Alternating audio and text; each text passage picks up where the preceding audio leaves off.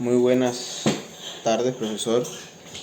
El grupo conformado por Abril Cuevas, Jason Cubilla y Luis de Gracia en este momento le va a hablar sobre el Ombudsman o la ley de la Defensoría del Pueblo. El Ombudsman es el órgano encargado de recibir e investigar las quejas de los particulares contra la deficiencia, actuación o abuso de las autoridades. El Ombudsman debe disponer para el cumplimiento de sus tareas con la información necesaria acerca de los asuntos que se le presenten y que por lo tanto esté obligado a investigar. El término Ombudsman se le atribuye al jurista sueco Hans Arta, quien fuera miembro de la Comisión Constitucional redactora de la Carta Magna de Suecia en 1809. Y es precisamente en este ordenamiento en el que quedó establecido el Ombudsman como una institución jurídica del sistema sueco. El Ombudsman es un antecedente obligado del defensor de los derechos humanos. Su historia es muy emblemática en todos los países, pero el origen de la palabra es sueco y deriva de los vocablos ombud, el que actúa como vocero o representante del otro. El man, hombre, es delegado, agente o persona que da trámite o tramita, que resuelve sobre el fondo de un asunto, el representante o defensor del pueblo. Esta figura tiene un largo antecedente y surge en Suecia en 1703 con la Cancillería Justicia, Konungets Godsta Ombudsmanem, cuya finalidad era la de velar y supervisar la responsabilidad, la actualidad y la eficacia del gobierno. En 1772 se le institucionaliza como un órgano de la corona y en la Carta Magna. Para 1809 el Justiklen surge como un delegado de la corona y del parlamento sueco. Se le instituye de independencia con el deber de supervisar y vigilar la observancia y correcta aplicación de las leyes y sus reglamentos. La Defensoría del Pueblo es una institución del Estado panameño, creada a través de la Ley 7 del 5 de febrero de 1997. En este tiempo es cuando se crea por primera vez la Defensoría del Pueblo mediante la Ley número 7 del 5 de febrero de 1907 en Panamá. Se crea para velar la protección de los derechos humanos de todos los habitantes de la República de Panamá. Los primeros antecedentes de la Defensoría del Pueblo en Panamá se remontan en los años de 1983. Cuando la idea de que la figura del Ombudsman fuese creada en el Istmo inspiró a diferentes estudiantes de la Universidad de Panamá a elaborar sus trabajos de graduación sobre el tema. El Ombudsman, Contralor Parlamentario de la Administración, el Ombudsman, Contralor Jurídico de la Democracia, son algunos de estos títulos de temas que utilizaron los estudiantes en aquella época para hablar sobre el tema de la ley de la Defensoría del Pueblo en nuestro país. En 1985 se habló de la necesidad de crear la Institución Nacional de Derechos Humanos con el movimiento denominado Coordinadora Civilista Nacional. En el año 1995, por iniciativa del órgano ejecutivo e impulsada por la Unión Europea, se crea en Panamá mediante el decreto ejecutivo número 172 del 27 de abril de 1995 la Comisión Presidencial ad hoc. Esta comisión que se encarga de promover la creación del Defensor del Pueblo. Es así como nace la figura con la ley número 7 del 5 de febrero del año 1997 que crea la Defensoría del Pueblo en Panamá.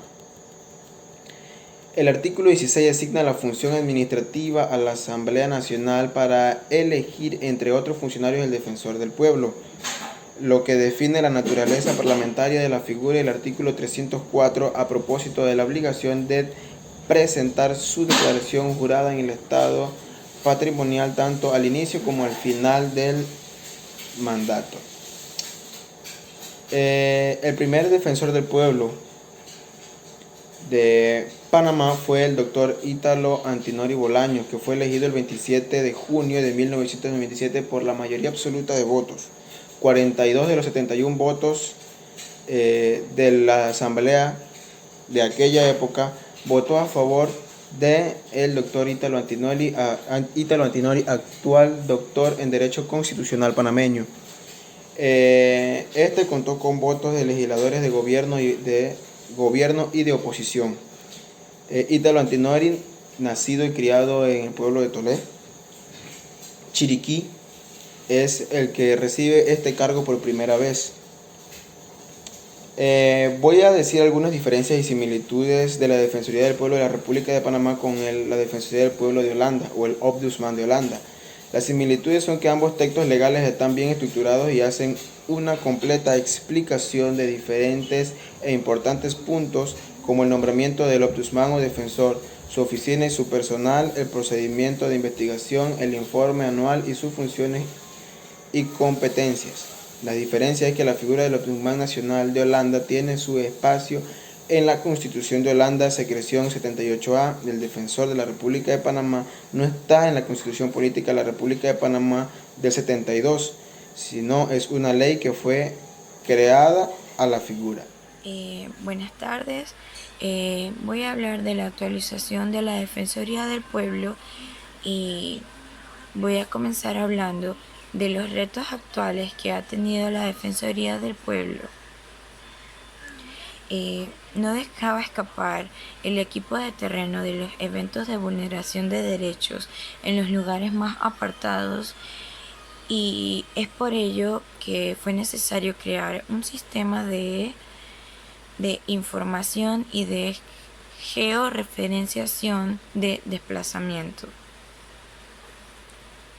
Con este sistema es mucho más rápido reportar en tiempo real de desplazamientos masivos y de más riesgos de las comunidades que hayan sufrido hechos victimizantes. Con las nuevas herramientas se puso en marcha el sistema que permite a través de un dispositivo móvil diligenciar los reportes de eventos por parte de los defensores comunitarios y asesores de desplazamiento. Los resultados que hemos obtenido por la actualización, realizar los reportes de eventos de desplazamientos masivos, análisis a nivel veredal y consulta de datos relacionados a los eventos reportados. Georreferenciar y analizar la dinámica de desplazamiento forzado y visualizar las zonas afectadas por el conflicto armado. También generar archivos de dinámica del conflicto armado y su injerencia de los desplazamientos masivos y confinamientos. El trabajo ahora es más eficiente, pues se redujeron los tiempos de respuestas a las comunidades afectadas y se optimizaron los procesos y se tiene una información mejor organizada, actualizada y sistematizada de todos los eventos de desplazamientos a nivel nacional. Gracias. Hoy tengo el gusto de presentar el caso Furla y Familiares versus Argentina. Sentencia del 31 de agosto de 2012 en el caso Furla y Familiares, la Corte Interamericana de Derechos Humanos. Y adelante, la Corte Interamericana, el accidente Sebastián Klaus Furla vivía en la localidad de La Ciudadela, provincia de Buenos Aires, con su padre Danilo Furla, su madre Susana Fernández y sus hermanos y Sabina y Claudio Furla. La localidad de La Ciudadela Norte es una de las clases media baja y clase baja, a menos de 500 metros de uno de los barrios más marginales y peligrosos del conurbano de Buenos Aires, conocido como Fuerte Apache. La familia de Sebastián Furla contaba con escasos recursos económicos. El 21 de diciembre de 1988, con 14 años de edad, Sebastián Furla ingresó a un predio cercano a su domicilio. Ahora voy a hablarles un poco sobre el caso y cómo se fue originando, los problemas y en sí lo que conlleva el caso del que les voy a hablar. Este, Sebastián Furla era un niño de 14 años que vivía a 500 metros del Fuerte Apache, de bajos recursos. Fue a un establecimiento abandonado donde entrenaban los paramilitares y los militares de Argentina. Es un establecimiento que está abandonado y como estaba abandonado se usaba para fines como niños jugar, de recreación. Entonces Sebastián fue un día a jugar allá y ese establecimiento no tiene, como está abandonado, no tiene ninguna reja, ningún alambre, ni nada que proteja la entrada, porque como había dicho, es un lugar de paramilitares mayores de edad y no es apto para niños de 14 años. Entonces, Sebastián se guindó de, de una barandilla y le cayó una piedra de concreto de 40 kilos en la cabeza que lo dejó en coma. Entonces ellos llevaron el caso a la corte y Sebastián quedó paralítico por 4 días y perdió su conocimiento por un año. Llevaron a la corte y la corte aceptó